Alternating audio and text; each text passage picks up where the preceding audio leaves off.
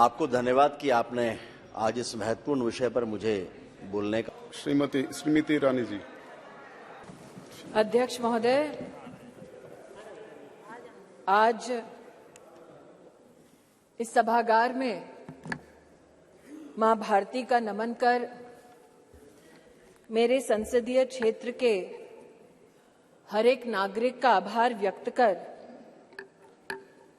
मैं भारत के नव भारत के निर्माण की सृजन की सबसे सशक्त नींव नारी शक्ति वंदन अधिनियम को इस सदन में सर्वप्रथम प्रणाम करती हूं और विशेषतः देश के प्रधान सेवक का वंदन एवं अभिनंदन करती हूं। कल की तारीख जब ये अधिनियम आदरणीय कानून मंत्री ने राष्ट्र के सम्मुख प्रस्तुत किया, न सिर्फ इसलिए ऐतिहासिक थी क्योंकि इस नए भवन में नए संकल्पों के साथ हम सबने प्रवेश किया, साथ ही एक पुनीत समय गणेशोत्सव के पुण्य अवसर पर हमने नए भवन में प्रवेश कर विघ्नहर्ता को प्रणाम किया। लेकिन अगर विघ्नहर्ता के सृजन की, आराधना की मूल भावना को देखें तो गणेश जी का स्वरूप अपने आप में अपनी मां के हाथों से सृजित है और मां के प्रण ने, मां की तपस्या ने गणपति जी में प्राण दिए, यह उसका सबसे बड़ा प्रतीक है। हमारी सभ्यता में यह भी मान्यता है कि नव भवन में जब प्रवेश होता है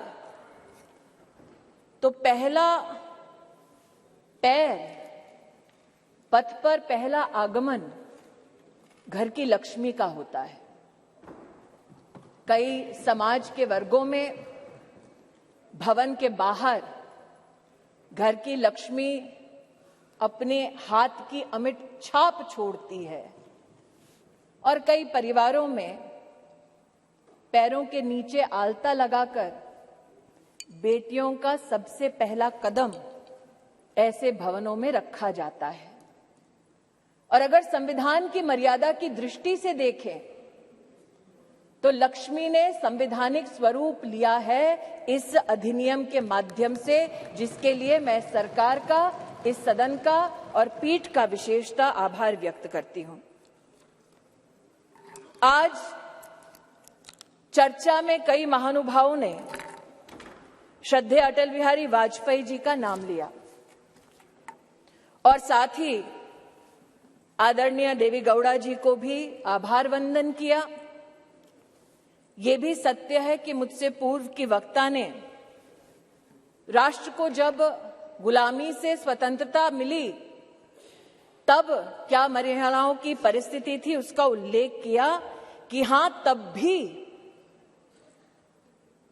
जब देश आजाद हुआ तब भी कई प्रदेशों की साधारण परिवारों की महिलाओं ने कहा कि हमारा संवैधानिक अधिकार आरक्षित करें, लेकिन तब साधारण परिवारों की वो महिलाएं जिन्होंने राष्ट्र को आजाद करने में अपनी भूमिका निभाई, जो दूरदर्शी थी, जानती थी कि साधारण वंचित समाजों की महिलाओं को अगर मौका अनोखे ढंग से संविधान की मर्यादा में ना दिया गया तो शायद आगामी वर्षों में महिलाओं के लिए एक चुनौती बन जाएगा।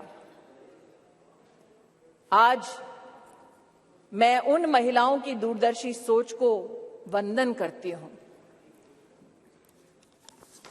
महोदय, 1971 में तब की सरकार में एक कमेटी का गठन हुआ on the status of women in India, और आज मैं विशेष रूप से आपका ध्यान आकृष्ट करती हूं 1974 में जब कमेटी ने अपनी रिपोर्ट को साझा किया तो उसके 7वें चैप्टर में पॉलिटिकल स्टेटस के वर्णन में ये इंगित है कि तब भारतीय जनसंघ ने कहा था कि महिलाओं को कॉन्स्टिट्यूशनली गारंटी कीजिए। They were the advocates for women's reservation.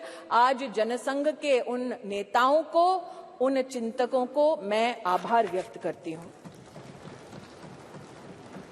ये मेरा सौभाग्य है कि मैं भारतीय जनता पार्टी की एक साधारण कार्यकर्ता हूं, जिसको मेरे संगठन ने असाधारण मौके दिए ताकि मैं संगठन के माध्यम से संविधान की मर्यादा में अपने राष्ट्र की, समाज की सेवा कर सकूं।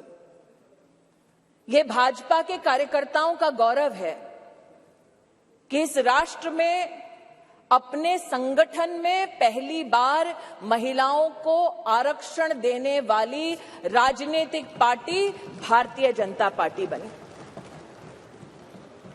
ये भी कहना सत्य होगा कि व्यवस्थाओं को किस दृष्टि से संगठन में सम्मिलित करना, इसके लिए साल 2007 में नेशनल एग्जीक्यूटिव की मीटिंग के अंतर्गत तब के हमारे राष्ट्रीय अध्यक्ष और अब के हमारी कैबिनेट के वरिष्ठ नेता श्री राजनाथ सिंह जी ने एक कमेटी का गठन किया।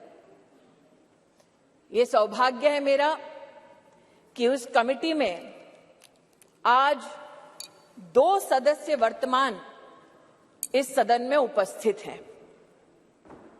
आज उस कमेटी जिसकी अध्यक्षता श्रद्धेय सुषमा स्वराज जी ने की, आज उस कमेटी की एक और सदस्य जिनका देहांत हो चुका है, किरण माहेश्वरी जी, और जो संगठन में आध्यात्म की दृष्टि से मेरे मार्गदर्शक रहे, ऐसे श्रद्धेय बाल आपटे जी हमारे बीच नहीं हैं। मैं उनके योगदान के लिए उनको नमन करती हूं। यह भी उचित होगा अध्यक्ष जी कहना कि उस कमेटी में नजमा हिप्तुल्ला जी थी, उनका आभार वंदन करती हूं। सुमित्रा महाजन जी थी, जिन्होंने बार बार लगातार अपनी पुण्य भूमि से, इंदौर से चुनाव जीतकर हम सबका गौरव बढ़ाया। उन्होंने स्पीकर की भूमिका में महिलाओं का राष्ट्र भर में गौरव बढ़ाया। मैं ताई की अनुपस्थिति में ताई को प्रणाम करती हूं। और कमेटी में 2 और महानुभाव थे जो विद्यमान है वर्तमान के सदन में, जिन्होंने महिला आरक्षण भाजपा के संगठन में कैसा हो उसको सुनिश्चित किया, जो आज मोदी सरकार के मंत्री हैं, आदरणीय किशन रेड्डी जी और किरण रिजिजू जी। मैं आपको भी आभार व्यक्त करती हूं। महोदय, they say success has many fathers and failure has none। और इसीलिए कल जब ये प्रस्ताव सदन में आया तो कुछ लोगों ने कहा हमारा बिल है, कुछ लोगों ने कहा हमने चिट्ठी लिखी, कुछ लोगों ने कहा कि ये पूरा का पूरा संवैधानिक निर्माण हमारा था। आज ऐसी एक सम्मानित नेत्री ने सदन में अपना वक्तव्य रखा, लेकिन उनका मैं एक विशेष रूप से आभार व्यक्त करती हूं कि 2 विषयों पर उन्होंने ऑन रिकॉर्ड स्पष्टीकरण दिया है। हमको बार बार बतलाया जाता कि एक विशेष परिवार ने 73rd, 74th amendment to the constitution पारित करवाया। आज मैं आभार वंदन करती हूं कि पहली बार स्पष्टता हुई इस सदन में उनके द्वारा कि ये पुण्य काम पीवी नरसिम्हा राव जी ने किया, जिनके मरणोपरांत उनके ही पार्टी के हेडक्वार्टर में उनको नमन करने का मौका नहीं दिया गया। दूसरा, ये कथन कि अभी क्यों नहीं, और ये वक्त हमारा बिल है तो अभी करिए। तो महोदय, ये उस बिल की प्रति है जिनको वो हमारा कहते हैं। उसमें अगर आप दूसरे पृष्ठ पे 2B और 3B पढ़ें, और ये वो है जो कांग्रेस पार्टी कहती है यूपीए की सरकार में राज्यसभा में पारित हुआ और फिर लोकसभा में प्रस्तुत हुआ। अगर आप इस पृष्ठ पर ये दोनों छंद पढ़ें तो यूपीए, जिसकी अध्यक्षा श्रीमती सोनिया गांधी हैं, उन्होंने कहा है no seat shall be reserved for women belonging to scheduled caste, scheduled tribes in the 3rd general elections. 3B पढ़ें तो उन्होंने कहा, प्रस्ताव दिया, no seat shall be reserved for women in the 3rd general election. अर्थात आज की सरकार जब यह अधिनियम लागू होगा तब के बाद 15 वर्षों तक महिलाओं को रिजर्वेशन गारंटी करती है, मोदी की गारंटी है। लेकिन अगर कांग्रेस पार्टी का प्रस्ताव आप पढ़ें तो उनका प्रस्ताव ये था 2B और 3B में कि no seat shall be reserved for women in SC/STs in the 3rd general election, no seat shall be reserved for women in the 3rd general election. Congress का प्रस्ताव था कि 10 साल औरतें मेहनत करें, लेकिन 15वें साल में आपका अधिकार आपसे छीना जाएगा। आज मैं अभिनंदन करती हूं प्रधानमंत्री जी का, हमारे न्याय मंत्री का, जिन्होंने कांग्रेस की इस अभिलाषा को निराश किया।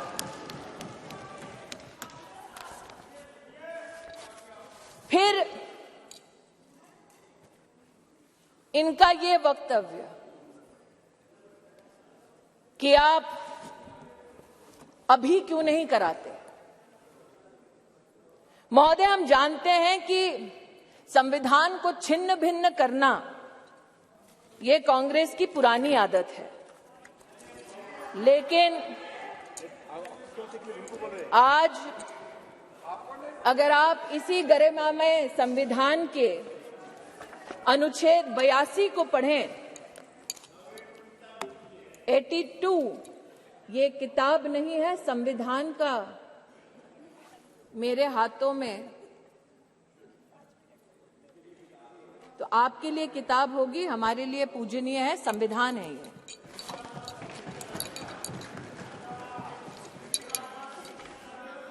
आर्टिकल 82, और आपकी अनुमति से पढ़ना चाहती हूं। Upon the completion of each census, allocation of seats in the House of the People to the states and division of each state into territorial constituencies shall be readjusted by such authority and in such manner as Parliament may by law determine, provided also that until the relevant figures for the first census taken after the year 2026 have been published. तो क्या ये विपक्ष के नेताओं का मत है कि जो संवैधानिक प्रक्रिया इंगित है संविधान में, उसकी अवहेलना हो? Should we not abide by the Constitution? Is that the position taken by leaders of the opposition parties? That is my humble suggestion and submission. फिर यह आरोप लगाया गया कि आप ओबीसी और मुस्लिम रिजर्वेशन क्यों नहीं देते। मुझसे ज्यादा अनुभवी लोग जो वर्तमान में बिना माइक के और पीठ की परमिशन के दांत चबा चबा कर बोल रहे हैं, उनको शायद इस बात का आभास नहीं कि संविधान में धर्म के आधार पर आरक्षण वर्जित है। इसलिए मैं आज आपके माध्यम से महोदय आग्रह करना चाहती हूं कि ये भारत वो भारत है जहां पर आज लोगों के पास व्यवस्थाएं डिजिटली भी पहुंची हैं, और इसीलिए हमारे देश के नागरिक जिस प्रकार से विपक्ष भ्रमित करने का प्रयास कर रहा है, उस भ्रम में ना फंसे, इसलिए तथ्यों का रिकॉर्ड पर आना उचित है।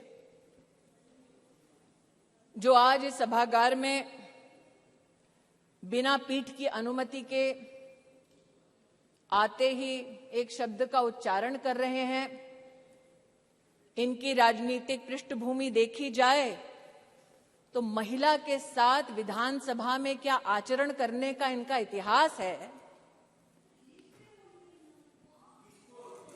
ऐसे लोग आज महिला की मर्यादा पर टिप्पणी ना करें तो इस सदन की शोभा बढ़ेगी। जो जानना चाहते हैं साफ साफ क्या बोलना चाह रही हूं, वो ये कि राष्ट्र सरकार के इस फैसले को स्वीकार करते हुए नारी शक्ति वंदन अधिनियम को समर्थन देती है। राष्ट्र की महिलाओं के संवैधानिक सशक्तिकरण में अगर विपक्ष रोड़ा ना बने तो हम कृतज्ञ होंगे। महोदय, आज जिन लोगों ने इसको जुमला कहा और कहा कि हम चिट्ठियां लिख रहे थे इसलिए काम हुआ, कम से कम उन्होंने इस बात को स्वीकार किया कि सरकार में प्रधान सेवक ऐसा कि इतने विराट दिल का कि आप उनके साथ पक्षपात करते रहे। जब आपके साथ सत्ता थी आप बार बार उनका अनादर अपमान करते रहे, लेकिन उन्होंने बड़ा दिल दिखाकर आपके हर कम्युनिकेशन को पढ़ा, आपसे चर्चा की। मैं स्तब्ध हूं कि आज जिन लोगों ने व्याख्यान किया महिला सशक्तिकरण का, वो ये भूल गए कि सत्ता उनके पास थी,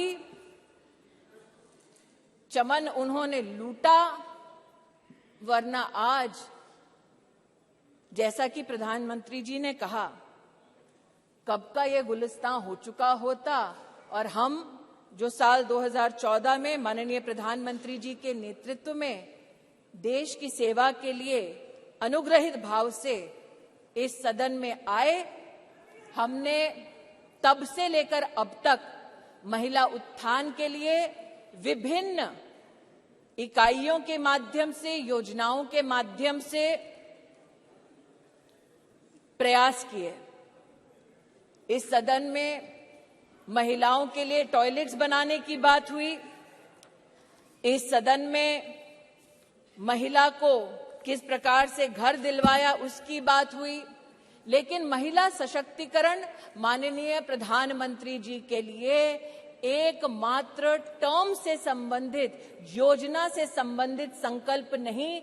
जब से उन्हें भारतीय राजनीति में राष्ट्र की, प्रदेश की अपनी सेवा करने का मौका मिला, तब से उन्होंने कहा कि मातृशक्ति गवर्नेंस का केंद्र बिंदु होना चाहिए, क्योंकि इन्हीं महिलाओं के माध्यम से प्रदेश और देश विकसित हो पाएगा।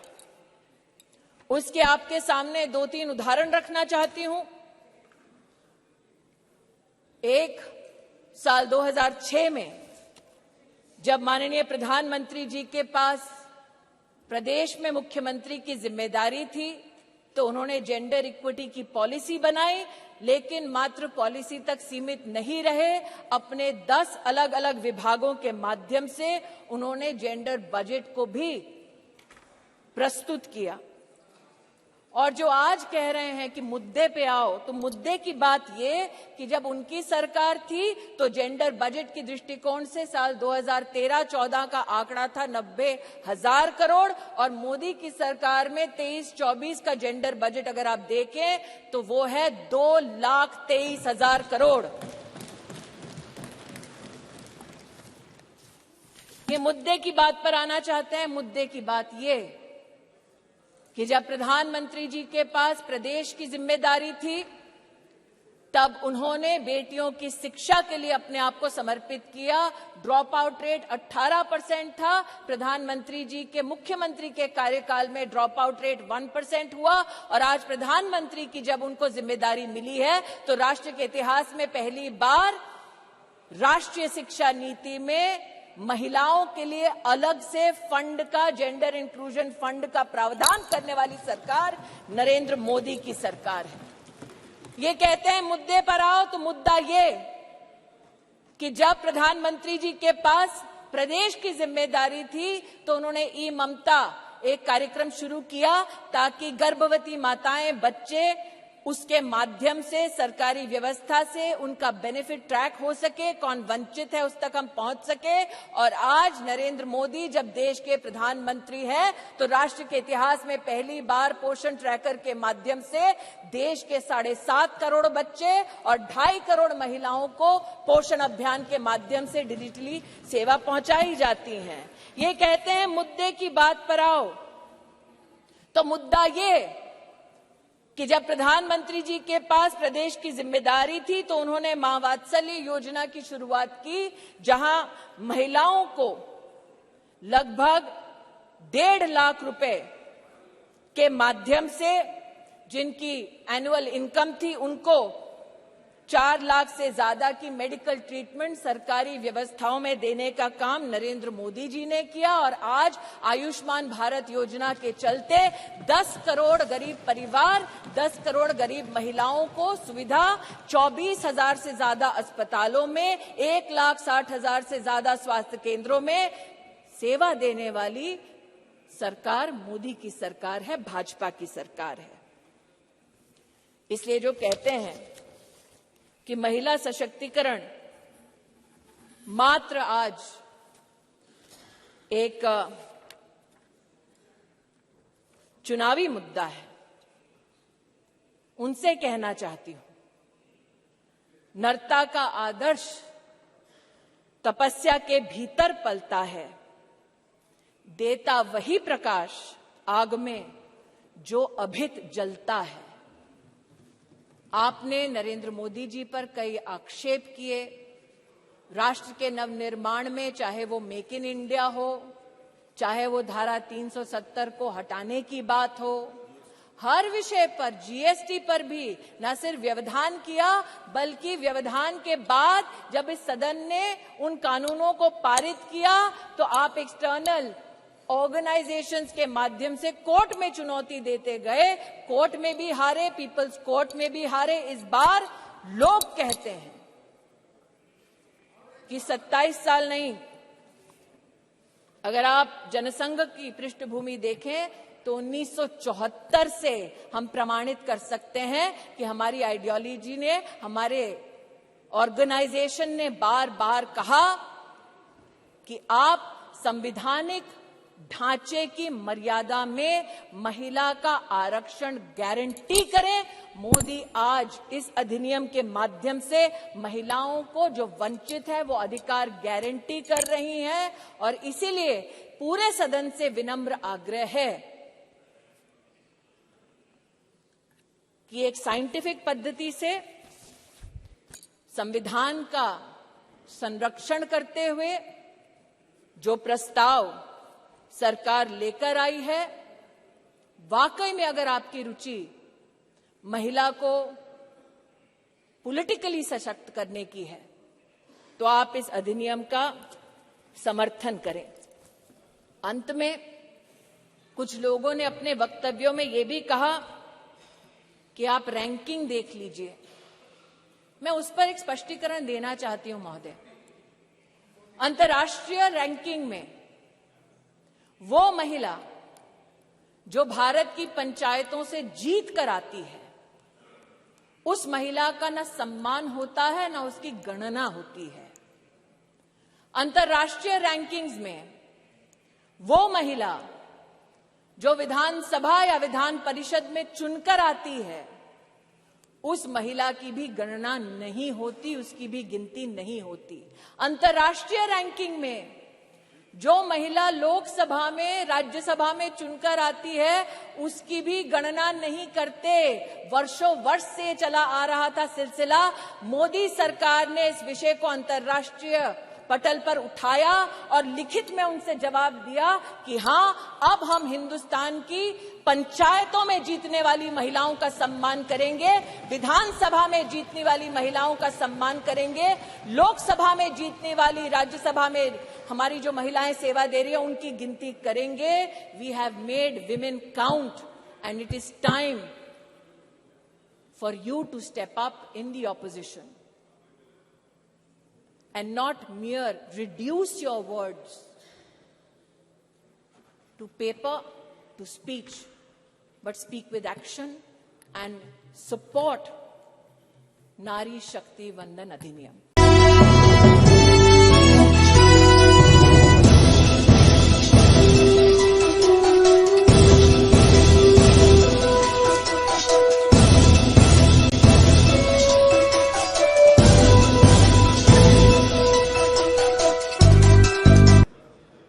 आपको धन्यवाद कि आपने आज इस महत्वपूर्ण विषय पर मुझे बोलने का